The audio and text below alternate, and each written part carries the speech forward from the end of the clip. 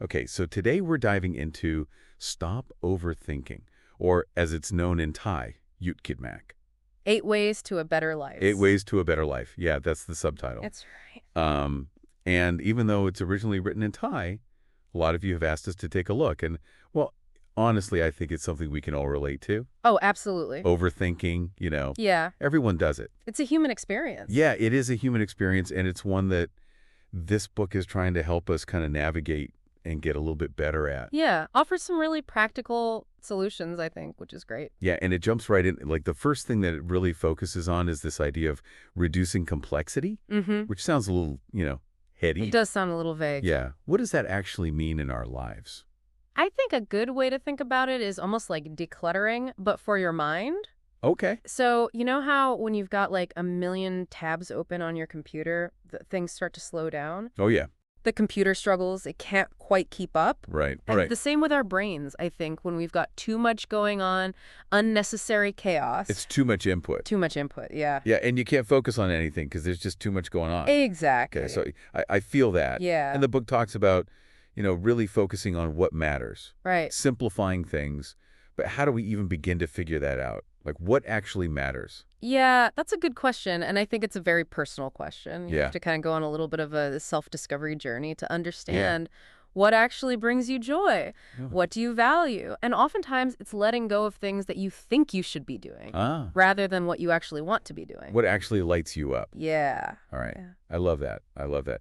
And it kind of leads into the next point, which is that, the book is really big on this idea that perfection is a trap. Oh, yeah. And we should really be focusing on effort instead. Effort over perfection. Effort over perfection, exactly. Right, 50%. Like, if you're constantly striving for perfection, you're never going to actually start anything. Totally. You'll be so scared of failing. Exactly. You won't even try.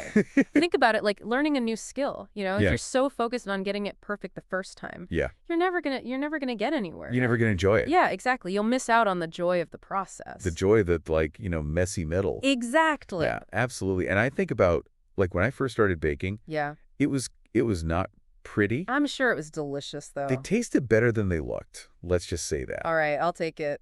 But, over time I learned and I started to just let go of that need for it to be perfect. Right. And now I actually enjoy it. Yeah, I think that's a really good point. And Yeah. it leads really nicely into this idea of living in the now. Oh, yeah.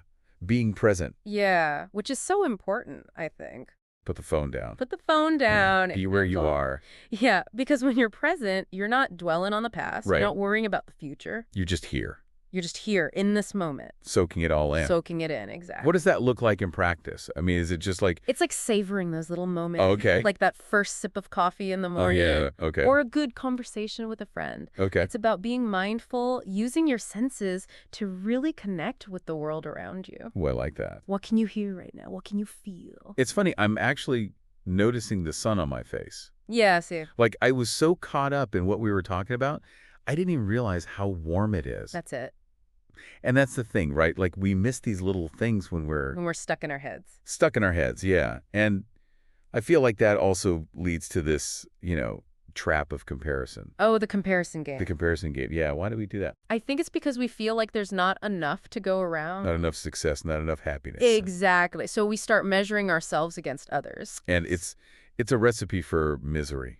It is. It steals your joy. It really does. Totally. I remember this one time my friend got this huge promotion. Oh, yeah. And I was so envious. I was so jealous.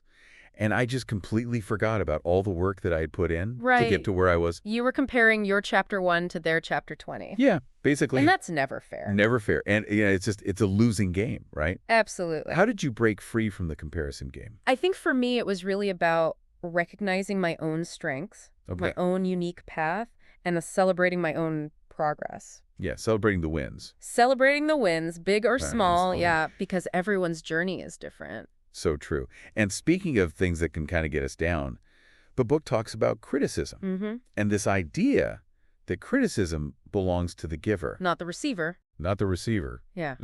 That's a powerful idea. It is. It's about recognizing that not all criticism is valuable. Right. Some of it is constructive feedback that can help you grow, Okay. but some of it is just negativity. And we can just let that go. You can let it go. It's not yours to carry. But how do we figure out what's constructive and what's just, What's just noise? what's just noise? Yeah, I think that takes practice and self-awareness. Okay. Ask yourself, is this coming from a place of genuine care? Right. Is it specific? Helpful. Is it helpful? Or is it vague and intended to hurt?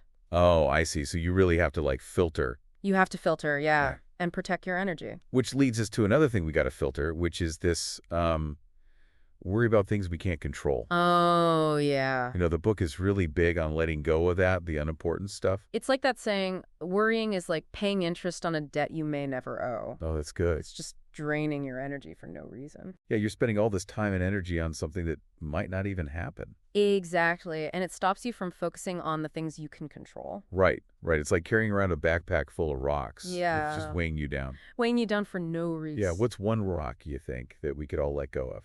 Ooh, that's a good question. Yeah. I think for a lot of people, it's the need to be right all the time. Oh, yeah. It can be so freeing to let go of that. To be open to being wrong. To be open to being wrong, to being open to different perspectives. Yeah. It's really liberating. It is. And, that kind of openness allows us to find happiness from within. Yes. Which is the next point that the book makes, right? Yeah, this idea that true happiness isn't dependent on external factors. It's not about the stuff. It's not about the stuff. It's not about the achievements. It's about an internal state of being. Yeah, it's about self-acceptance. Okay. It's about gratitude for the good things in your life. Yeah, focusing on those things. And having a sense of purpose. Yeah, and, I feel like it's about celebrating those little wins. I felt the little joys. The little joys, yeah. What's something you're grateful for right now? I'm grateful for this conversation.